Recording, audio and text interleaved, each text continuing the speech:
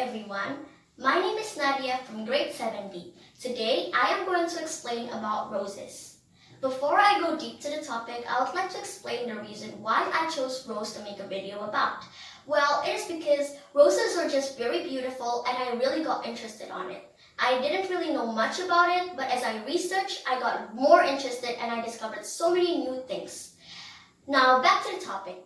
Before I further explain about rose, you probably don't know what rose means. So technically, a rose is a kind of flower, in specific, a beautiful one.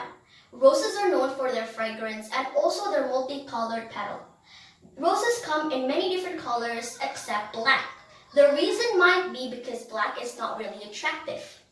The most common color of roses is red, just like this one. Now, before I go deep to the main topic, I would like to tell you about the habitat of roses. Roses actually grow everywhere, but in specific, they grow mostly in Asia, especially China. Roses grow best in open sunny places, the places where there is sun. They need sun to do photosynthesis. Photosynthesis is the process from which plants make their own food.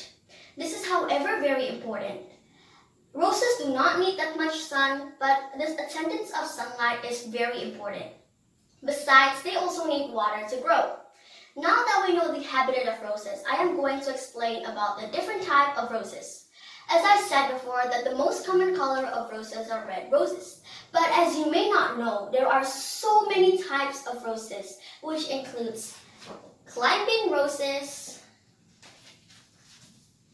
David Austin roses, Floribunda roses, brown cover roses, and hybrid tree roses.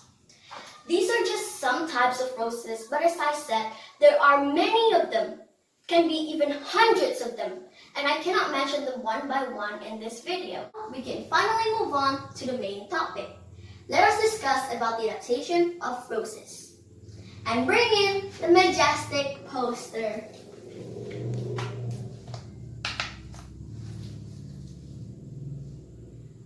First things first, this is the structure of a rose plant. I know this is very short and hasn't grown much, but this is what I have right now. As you can see, I have here the very common and classic red rose. Let us move on to the first adaptation. So I have here the red colored petal rose, which is very attractive. The fragrance is also very nice. This attracts insects to then pollinate. Pollination is the act of transferring pollen grains from the male anther of a flower to the female stigma. The goal of every living organism, including plants, is to create offspring for the new generation. One of the ways to produce offspring is by making seeds. Seeds contain a genetic information to produce a new plant.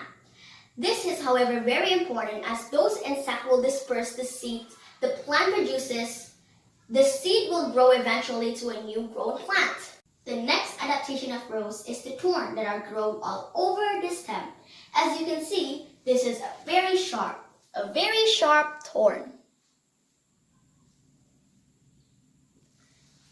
Or you can also see it in this picture right here.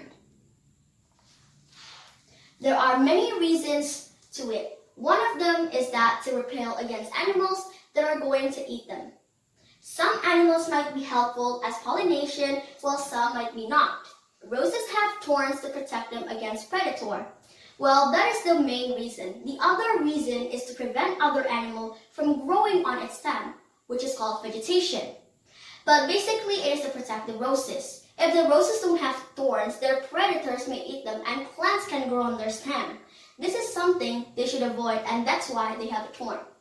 Thorns actually one of the most important adaptation roses have.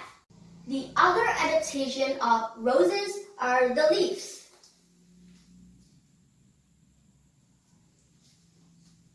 It helps them to do photosynthesis. Photosynthesis is the process by which plants make their own food. Plants make their own food in the leaves, in the mesophyll part specifically. This helps them to survive and adapt. They also have another special adaptation that probably only roses have it. It's unique.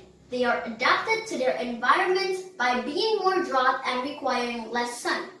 Now actually nearly all plants need a lot of amount of sunlight to adapt and to survive. But roses require less sun to adapt, which is very amazing and unique. Besides, there is another common adaptation that every plant has, including the rose: the stem and the roots in the soil. The root of this rose plant absorbs water and nutrients that is then transported by the stem to the leaf. This is a very important role for photosynthesis to happen. So those are the adaptations of rose. Now that we know nearly all the information about roses, I am going to tell you some fun facts about roses that might be useful. Did you know that the world's oldest living rose is believed to be 1,000 years old? It grows on the wall of the Cathedral of Hildesheim in Germany, and its presence is documented since 815 AD. Amazing, isn't it? Another fun fact: did you know that the world's most expensive rose is a 206 variety by famed rose breeder David Austin that was christened by Juliet? Breeding this rose took a total of 15 years and cost $5 million. I don't know if it's worth it to buy it, but I wouldn't buy it personally. Like $5 million just for a rose? $5 million equals to 78 billion rupiah. Isn't it so expensive? This rose right here costs about $3 or equals to 40,000 rupiah. And the David Austin rose cost 78 million rupiah? Crazy!